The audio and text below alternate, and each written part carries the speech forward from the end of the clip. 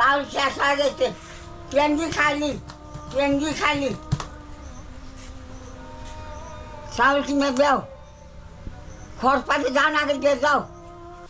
হজের মাস বরকতপূর্ণ এই মাসে এমন অসহায় মানুষগুলোকে সাহায্য করুন। আমরা এমন 5টি পরিবারকে কুরবানি ঈদের আগে বাজার করে দেবো ইনশাআল্লাহ।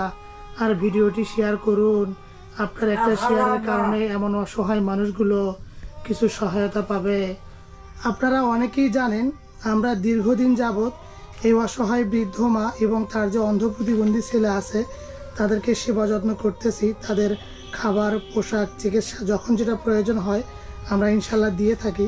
তো আজ আমরা আসলাম এই বৃদ্ধ মা ছেলের ঘরে। তো এসে দেখতে পারলাম তাদের ঘরে যে চাল, অল্প একটু চাল আছে। এই যে মা তিনি নিজেও বলল তার ঘরে চাল নাই। তো আমরা এই কুরবানির ঈদের আগে আমরা এমন 5টি অসহায় পরিবারকে ঈদের বাজার করে দেব। সেখানে থাকবে 1 বস্তা চাল, তাদের জন্য পোশাক, লাচ্চা সেমাই, তেল, সাবান, চিনি, এ ধরনের বাজার থাকবে। তো আপনারা একটু সাহায্য সহযোগিতা করবেন।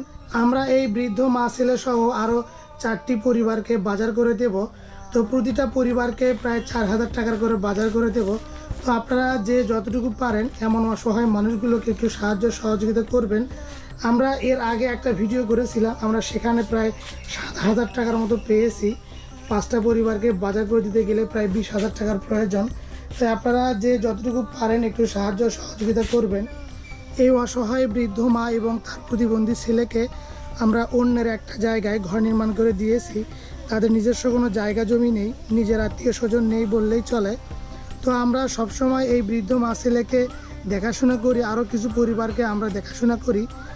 ঘরের পাশে এই অসহায় বৃদ্ধ মায়ের জন্য একটা রান্নাঘর নির্মাণ করে দিয়েছি। এই যে দেখতে পাচ্ছেন পেছনে রান্নাঘরটা, এই যে তাদের থাকার ঘর, এবং রান্নাঘরের পাশেই তাদের জন্য যে টিউবওয়েল, বাথরুম। এই অসহায় মানুষ দুটোকে দেখতে পাচ্ছেন, আমরা তাদেরকেও ঈদের বাজার করে দেব। এই বৃদ্ধ বাবার জন্য লুঙ্গি, পাঞ্জাবি, তার জন্য ঈদের খাবার, চাল, ডাল, যা যা প্রয়োজন। আর এই মায়ের জন্যও আমরা ঈদের নতুন পোশাক, শাড়ি, কাপড়, তার যে প্রতিবন্ধী ছেলে আছে তার জন্য আমরা পাঞ্জাবি, লুঙ্গি, এর সঙ্গে তাদের খাওয়ার জন্য চাল, ডাল এগুলোর ব্যবস্থা করে দেব। তাই সকলেই একটু ভিডিওটি শেয়ার করবেন। আমরা এমন 5টি অসহায় পরিবারকে বাজার করে দেব। আমাদের প্রায় 20,000 টাকার প্রয়োজন। অনেকেই এই অসহায় বৃদ্ধ মা এবং তার প্রতিবন্ধী ছেলের ঠিকানা জানতে চান। আমি যদি আপনাদেরকে বলি, এটা গাইবান্ধা জেলার পলাশবাড়ি থানার কিশোরগাড়ি ইউনিয়ন, গ্রাম কাশিয়াবাড়ি। এখানে কাশিয়াবাড়ি বাজারের উত্তর পাশে আমরা এই বৃদ্ধ মা ছেলেকে একটা ঘর নির্মাণ করে দিয়েছি। সেখানে থাকার ব্যবস্থা করে দিয়েছি এবং তাদের সেবা করার জন্য আমরা একটা কাজের লোক রেখে দিয়েছি।